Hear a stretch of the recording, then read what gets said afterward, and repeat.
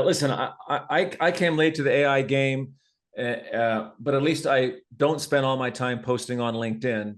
I try not to be an AI influencer. I try to be someone who's actually more of a practitioner and close to what's happening on the ground. Sam is not late to the game. He was in early, uh, uh, including at Google and at Slack, which is of course a division of Salesforce, and as head of engineering for the search and AI team for Slack. So welcome, Sam. Thank you for joining us today. Thank you so much. I'm so excited to be here. All right. I'm going to start, and your aha moment might be before mine. My aha moment with generative AI was February the 1st, 2023, and I spent a couple hours playing with ChatGPT Plus. But what was yours? But let's constrain this to generative AI, if you will, or this idea of sort of interacting with our technology in this way, in a more human way. I guess what was your aha moment, and maybe it was at Google or maybe it was at Slack, but when you thought, okay, I need to start to rebuild or redesign products leveraging this capability. What was it for you, that kind of moment? Yeah, so my whole career has been around AI and machine learning. So I've always been plugged into thinking about how to bring these tools into different product areas. But obviously, generative AI is a new direction and unlocks a bunch of new features. So a thing that I've been joking is we keep trying the same things over and over and over, and we keep failing, but it's important to keep trying them because someday we'll be able to do it. So things like automatic meeting note transcription, things like that have been things that I've been part of for, boy, the last 15 years working on things like that. And so for me, like most people, my first real kind of aha moment with generative AI was through using ChatGPT. I knew about it beforehand and kind of experimented with it a little bit, but it really took that kind of personal use case. And the experience for me was first really driven on the idea of that this is a really profoundly different way to do search and to both find the right information and to access it and to get some synthesis. And so, within a context of something like Slack, at Salesforce, we think a lot about the ways in which we have to manage the different contexts of all of the applications that people are using. And so, one of the biggest things that I see knowledge workers doing is synthesis. And so, Mm-hmm. realizing that this tool can bring out a new way for us to synthesize lots of different information and give you those kind of high level understandings to orient yourself was kind of the thing where I was like, we have to work on this. We have to get this into the product. And so when you had that aha moment, was it mostly excitement about, oh, I want to build this into products, or was it excitement about, I want to kind of use this myself, or both? I mean, it's definitely both. Yeah. It's been amazing. As someone who actually runs a search team, I find that I am not the best at searching. I don't use all the special fancy keywords and all the Yeah. filters and all the different ways that you can do it. And so it's Right. been a huge unlock for me personally, and just being like, I can just describe what I actually need, and then it can figure out the right way to turn that into a search query, get the right information, and pull that back to me. And that is something that we've seen as a huge challenge within Slack, as well as within other products. But we do build lots of different tools to get fine-grained search and to get you into the details, and we can add more and more of those. But realistically, people don't sit down and hunt through menus to see what's the newest feature and try it out and learn. And we shouldn't expect that users become experts and able to use the tool correctly. So that was just a really kind of kismet moment where we realized we could kind of do two things at once. We could continue Yeah. to build these sophisticated tools, but we don't have to teach users how to do that. Let's talk a little bit more about this, Sam. This idea that consumer expectations or maybe employee expectations, I think they're changed by AI, by generative AI experiences, and that when they think about working with software, any software now, or their data, or even in their personal lives, right? Their travel planning or their medical questions. My sense is that, yeah, expectations are changed for how these experiences should behave now, these technology or data-driven experiences. What's your take on that? Have we sit across the Rubicon, there's no going back kind of thing around what employees and consumers will expect? I think so. And I think there's two parts to my answer. So one part is, in general at Salesforce, we talk a lot about the challenges with work today, specifically around the idea that we have all of these different uh, programs or applications that you have to use to get a job done.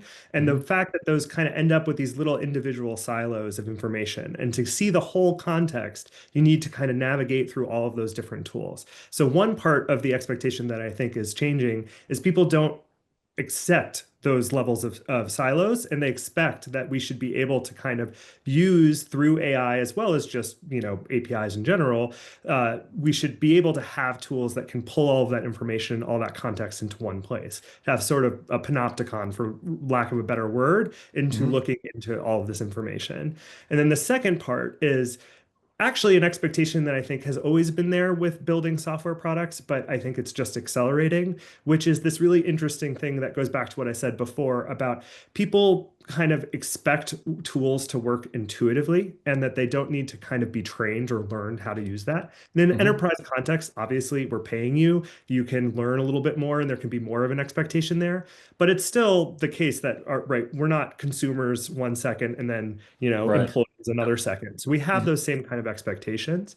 And I think that that's only accelerating in the sense that our tolerance for, or our expectations for, I should be able to just intuitively use this product is getting Mhm. higher and higher. And where I see that obviously is with natural language. I should just be able to express the outcome that I want. Mhm. And the system should be able to pull together what I need and put that all into one place. Yeah. My sense, Sam, is it will extend beyond software, meaning anyone who's in the business of sort of selling a product or service, maybe not a hamburger, but maybe, but anyone who's in the business of selling something, particularly in the business to business context, right? But obviously in consumer, when you think about, as I said, travel and medicine and other kind of consumer use cases, but certainly in business, it just feels like even if you're selling if you're an agency selling an agency service of some sort, and a marketing services agency, it just feels like to me customers' expectations are going to go up, right? Because AI allows us to do more faster. You get answers faster. To your point, you can you can use natural language to kind of ask the question and get the answer. It just feels like all of us have to accept that expectations are rising. Would you agree? Yeah, I think so. And a lens that I think about this through is actually one of our customers, Plative. They're a consultant firm, and they've done a lot with Agentforce and Slack to build a bunch of agents to kind of help accelerate their sales team. So they have three agents that they use. They have a call summary, or sorry, a call preparation account Mm-hmm. preparation tool that just lets you do some kind of investigation around your current contact, a Mm-hmm. call prep tool specific to the meeting that they are going to go into, and then a Mm-hmm. summary tool or a summary agent that is listening and can give you action items at the end. So what I see there is that what we're trying to do, and this is where I think humans and agents or AI in general, whatever manifestation that ends up being, Yeah. can really work cohesively together, is that we're trying to get to a point where people can focus on the really critical, we need a human to do this aspects of their jobs, and we can take away those rote things. So,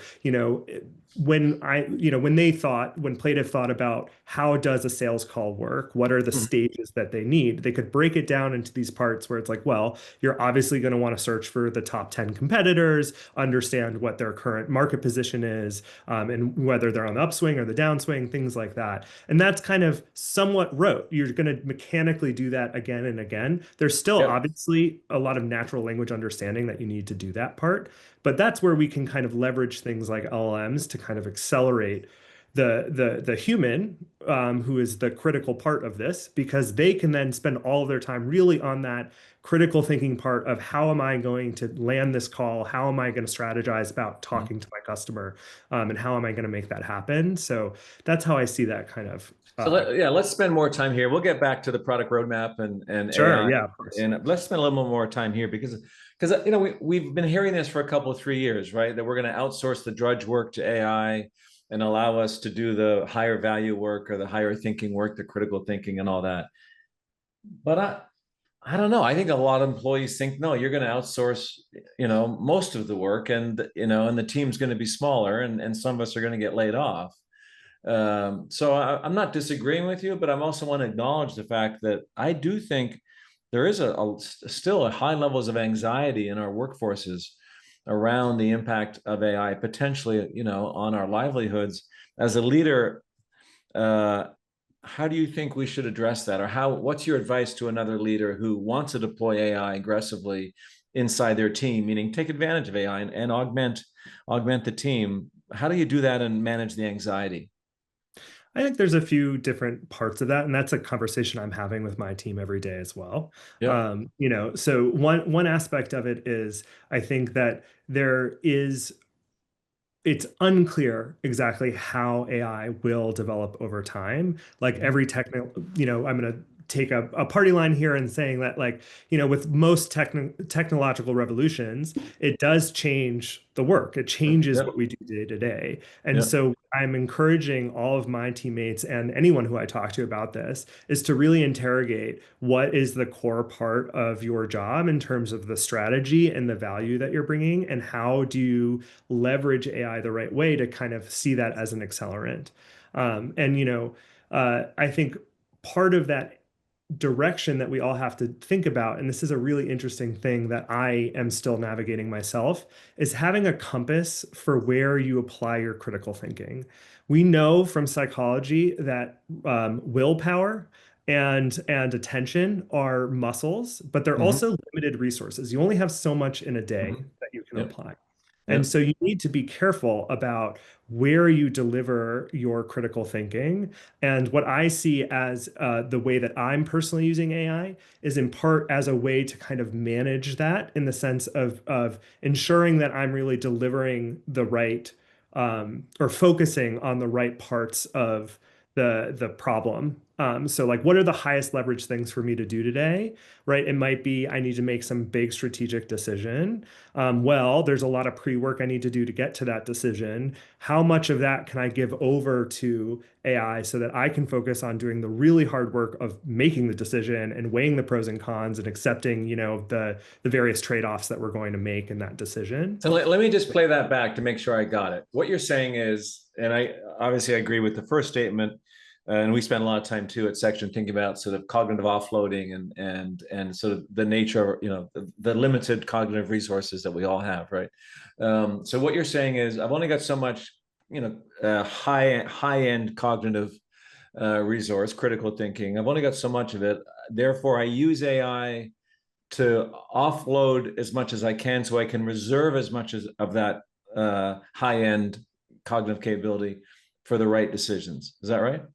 Yeah, and what I'd say, a thing I'm still learning, and I think we all are kind of trying to navigate, and part of the anxiety that I see is driven by, is having a compass for how to do that and where to Mm-hmm. put it. So an Yep. example is there are temptations, right? There's places where it's like, oh, I'm doing a performance review today. Maybe I'll just have the Sure. AI write the Yep. performance packet and I don't have to Yep. do that. That to me is a mistake, because that's one of the places where I think it's super important to Yep. that a human being be the one in Mm-hmm. that.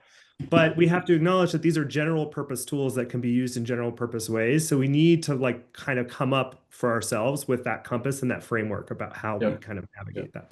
Sam, have you mandated use of your team more likely a coding copilot, or maybe an LLM or both? Have you mandated that in your team? So what kind of expectations have you set, or how, as you know, this summer the Toby Lucky Shopify memo, went around Silicon Valley and essentially mandated employee use of AI in terms of internal use for their own, workflows. What's your take on that?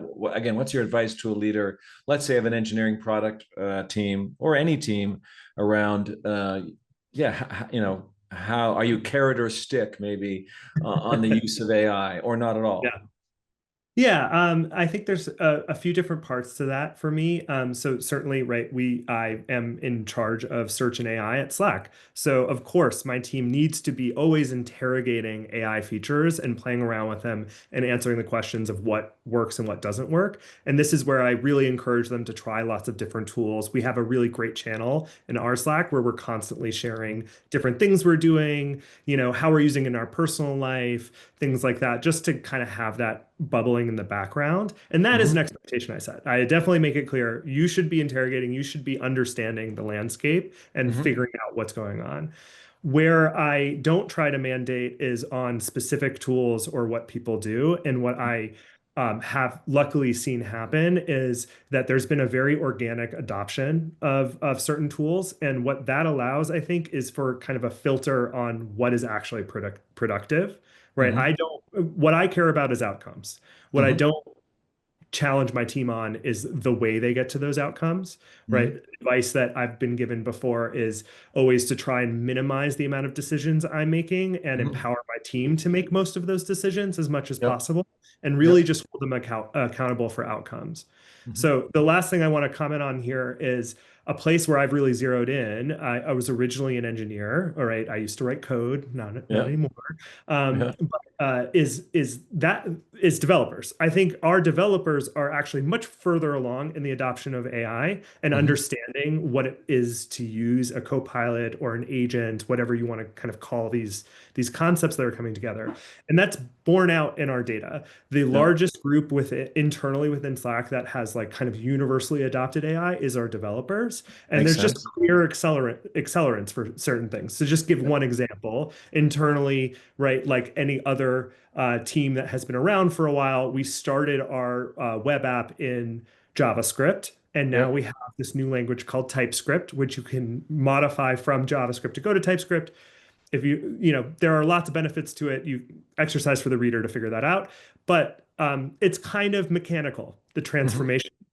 Yep. And it's this thing that's hard to just get over the end, right? The first 80% is maybe easy, and then it's just Yep. harder and harder. We have given that task over to Claude Code, and that has really accelerated our ability to kind of transform our whole um, uh, code base. And this is an example where it's not really, we have too many things for our engineers to do at any given point. So Yep. when I do a cost analysis, I'm always going to think, sure, you could migrate this file and nothing will change. No user will have anything different. Or you could work on this new feature and we could just write it in JavaScript and then we're actually moving the product forward. And Hmm. so, we're always going to go in one direction on that Yep. if push comes to shove. And so this is a Yep. way that we can actually kind of clean house and keep things moving. So I think Yep. that's one of the things that's Makes really sense. valuable. Sam, if you had to estimate, like, and you can give a range here, obviously, and I'm not really speaking about Slack, Salesforce, but maybe more for you to estimate the typical developer, typical software engineer. I've heard everything from it doesn't help much to I'm a 3x engineer. What do you Mhm. think for the average, in a tech and non-tech company? So obviously a lot of software engineers work in non-software companies. Yeah. What do you think what is the boost right now? From Claude Code or a coding copilot? Is it 10%? Is it 100%? If I am being honest, I think it's different for different people because it depends a little bit on how you use it, Yeah. right? So I think there are places where it can actually lead to doubling the speed. Certainly, for instance, like if I want to just set up a new app and it's Hmm. something that's like pretty basic and Yeah. there's a lot of tutorials around it and things like that, that's a place where like with one prompt I can do 5 hours of work. Yep. And that really is something that I've seen. Or examples, we actually one of the things we're working on internally is, well, I don't want to get too technical, but essentially, right, we write our backend in a particular language. It's called Hacklang.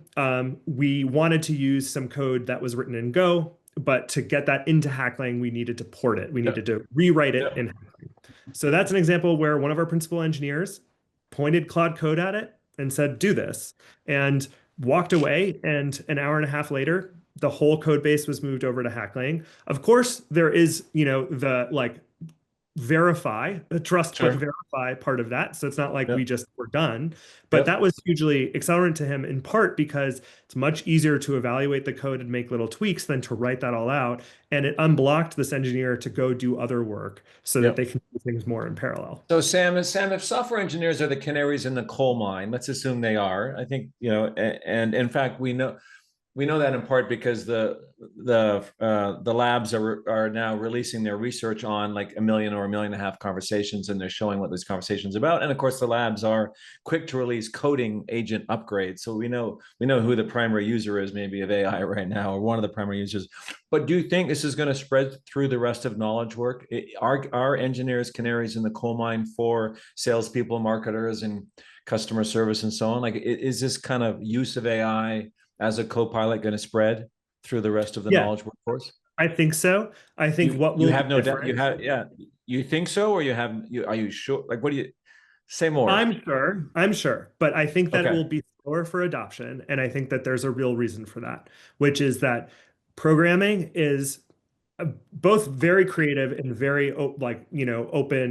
open-ended, but languages, if they compile or not, like there's a lot to it that is actually pretty structured, and there's a lot that makes it Hmm. very easy to just point a general purpose agent at and get something productive out of. When Yep. you think about business processes, like how do we onboard someone and get them the right hardware, or how do we do a deal support request to get, a salesperson the right data that they need for a call or something like that, Yep. Yep. it's not just a like common task, but it's going to be bespoke to an individual enterprise. And the way that they do it, the processes they put on top, the bureaucracy that exists, the way they want something to happen is a messy, organic process that has evolved over years. So, what we are focused on, and a thing that I think is the right direction, is creating and empowering these enterprises to kind of customize Hmm. agents for their specific use cases. So through Agentforce, people can build individual agents, and we've seen ways that they can, right? The most successful we've seen are things like what I brought up before with the Plative customer, where they Hmm. looked at individual processes, thought about what are the kind of more or less rote aspects of those, and decompose those into a few different agents that a salesperson could actually take through a journey. But I'd be lying if I said that this is something that's going to work out of the box. I think we're still in an age where these things really are most successful when the individual enterprises are part of tailoring those and Yep. configuring them, Yep. Mhm. and kind of measuring them. Yeah. All right, let's switch gears. I want to go back, maybe almost to where we started, because I really want to focus on your advice for others, Hmm. our listeners, obviously, around how to think about AI features. Or, and again, it could be software, could not be software. Meaning, like, okay, I want to bring AI into my product or service in a way that presumably generates value, besides the press release and give something for the CEO to talk about at all hands, what I call performative AI. So let's ignore the performative AI; it's just bullshit, and let's talk about real features that improve the product. Um, do you use a framework, or how do you prioritize, that from a sort of product management perspective and strategy perspective? How do you think about, is it about like the quick wins and do the easy things first, or is it about being more selective and pick one big AI feature or enhancement? Like, what are your thoughts here? Yeah, it's hard to make all those trade-offs. I mean, the nice thing is at Slack in general, we have some fundamental product principles that we bring to development that are not about AI at all. And these Mm-hmm. are just product principles we use to any feature we deliver. And I'm really proud of those principles. So they're don't make me think, right? It goes back to what we were talking about Mm-hmm. making tools intuitive. Be a Yep. great host, which is thinking about where we know we can make things easier and pull things together. Prototype the path, which is our way of feeling in the dark for what is the right thing to do, right? You can think about ideas, but ideas are valueless. What actually exists is the product. So we Mm-hmm. need to build kind of scrappy versions of things to kind of react to them to actually know what we're doing. I can Yep. share some fun stories about some of the things that we've tried in the Yep. past. And then we, want to do an 80/20 a little bit in terms of balancing building like things that just make your life easier and simpler, and then also doing kind of big swings and big bets in terms Yep. of, always the adage I always use is when was the best time to plant a tree? 10 years ago. Second best Yep. time right now. So we need to Right. make sure that we're investing on the long-term success as well Yep. as building those quick wins. And Sam, when you're picking those projects, meaning, adding AI features or capabilities, are you doing any kind of ROI analysis? Is part of the calculus? Obviously it's effort and degree of difficulty, alignment with those product principles that are clearly part of the DNA. How much, especially with AI features, how much can you do around, well, what's the expected value of the feature, either in terms of, I don't know, retention or engagement, or, you know, yeah, or is it more like, no, it's a judgment. You're going to make the judgment. There's not a lot of data to support data around ROI. And so you're using just kind of good judgment. It's a mix of both. I think it's really a thing that I really caution and worry about is the idea of overfitting to any particular metric, right? Hmm. Everything is trade-offs, and if we spend all of our time on engagement, right, I could get to 100% engagement on any feature that we build. Hmm. Users are not going to be happy with it, but I could force everyone to use our features, Right. right? Right. So Right. that's why obviously engagement isn't the right thing. One thing that we do internally and take very seriously is dog fooding as a way Hmm. to make sure that we do have that kind of intuition and that direction on what's useful. And this is something I think is part of the joy I have of working on the Slack product is it's a tool I use every day. So I do have a sense of where it's providing value to my own self in terms of getting Hmm. that intuition. Yep. Obviously, don't want to overfit for specific use cases there. But this is where we also play around a lot with prototyping the path and feeling our need and listening to our customers, right? Our biggest ROI is our customers finding Slack to be more valuable to them as time goes Yep. on. And so, like, just a quick little story on that. Huddles is a really great success story here where we knew we didn't want to build just a giant video conferencing app. We weren't going to be able to build the feature set that something like Zoom has, right? We don't do Hmm. web seminars in Slack. Yep. Yep.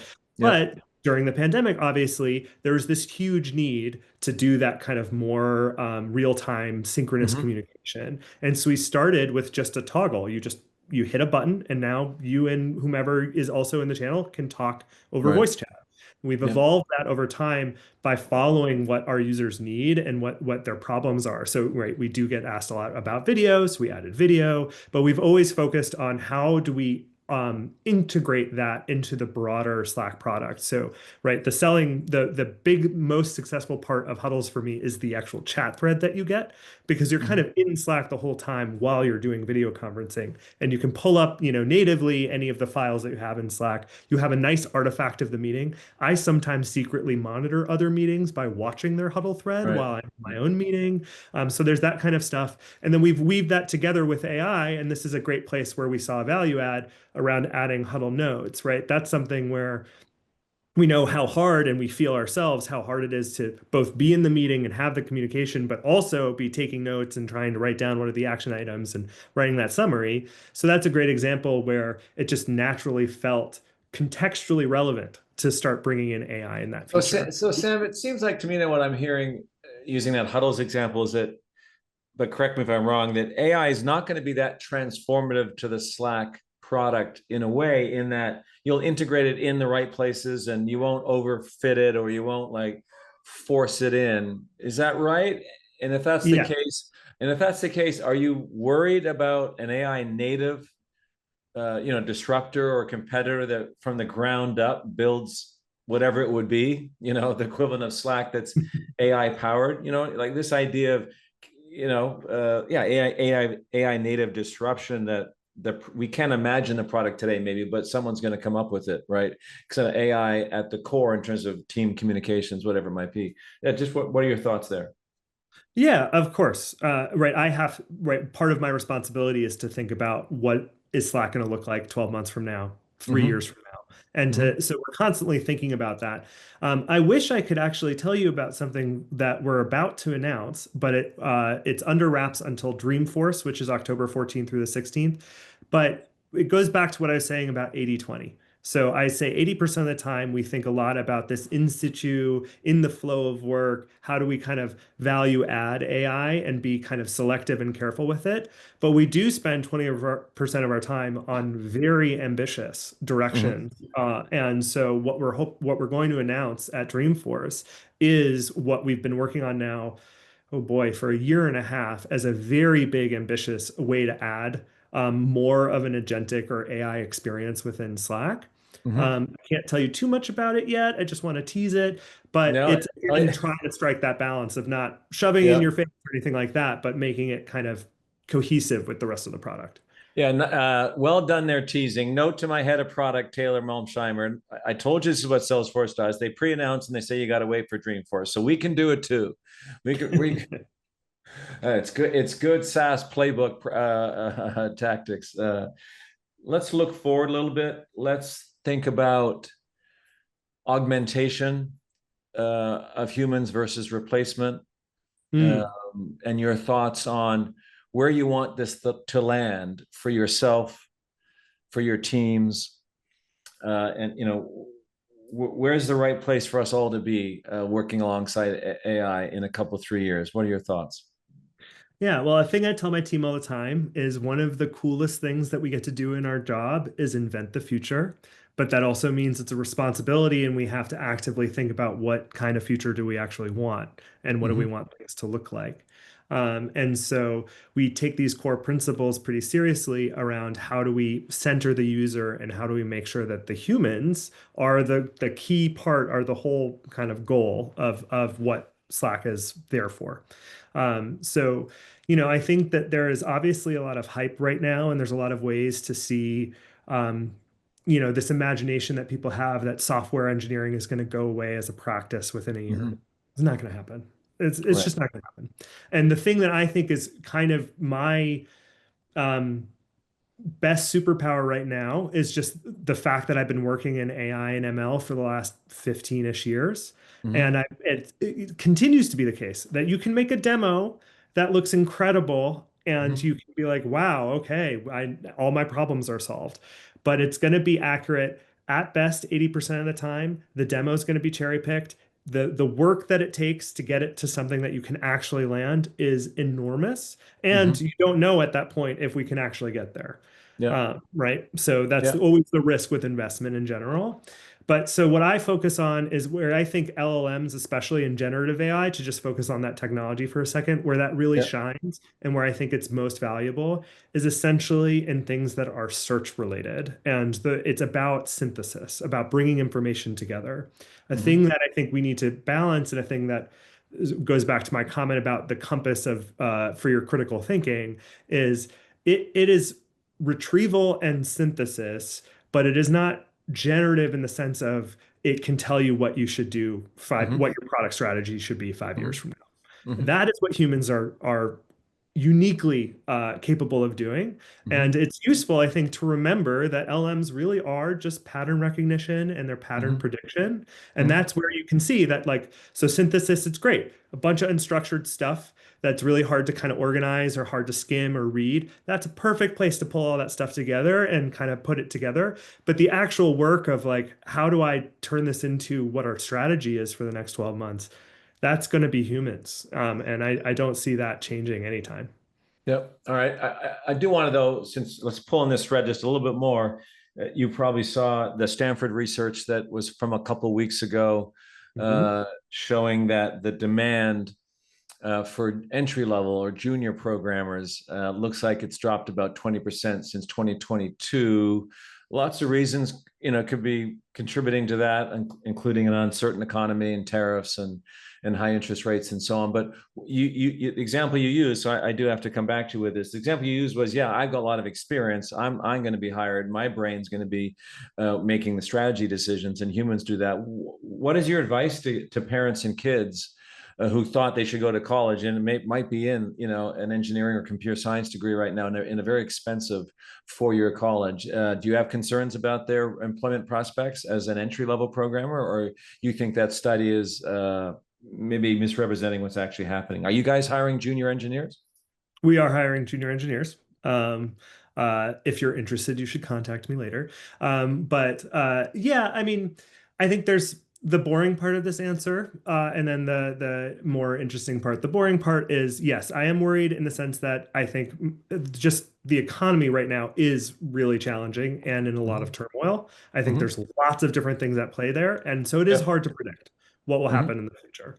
But I'll go back to what uh, I really just want to center on always, which is the critical thinking aspect. Like for me personally, college, the real value there is not specifically what you learn in terms of the facts, but the ability to learn, the Mm-hmm. ability to be someone who teaches yourself, who can interrogate lots of different topics and knowledge and really assess the validity of information is Yep. something that is obviously a very critical skill that will only increase over time. Yep. And so with something like um, software engineering, we're in a very particularly difficult place because there's this illusion, I think, of, Mm. oh, I can write what I said before, you can write a prompt. If you want Yep. a checklist app, yes, it can generate a checklist app for you. Right. If you want that thing to scale so that there are a billion people using that checklist app, all at the same time, that's what humans have to do. Like that kind of like really hardcore engineering, not my favorite phrase, but very technical Yeah. Yeah. engineering and Yeah. detail-oriented engineering is not something that I think we're going to see be taken over by LLMs anytime soon. And so we have this gap that's challenging. To become the expert principal engineer, you have to start as a junior engineer. Yeah. And so there is a little bit of both, I think, kind of gumption that people need to have of like trusting themselves that like there's like that kind of higher order thing that they can achieve. The last thing on this that I just love, and it's a thing I give to every single new engineer who joins my company, or joins my part of the company, I should say, is Yep. an essay by Peter Norvig, which is titled "Become a Better Software Engineer Over the Next 10 Years." Which is really and I think this translates to other Other industries knowledge of work. software Yeah. development. Yeah. But Okay. just really thinking about the idea that your career is something that's going to have a huge development cycle to it, and you need to constantly reinvest at getting to that next level. Yep. And that's how you'll build those skills. And I just personally don't, with all my experience, think that I could see how an LLM would replace something like that. I want to read it myself and think about it, as you said, Sam, not just from the context of software engineers, but all of knowledge work, sales, right? Customer service. Sam, thank you for joining. Greg, thank you so much.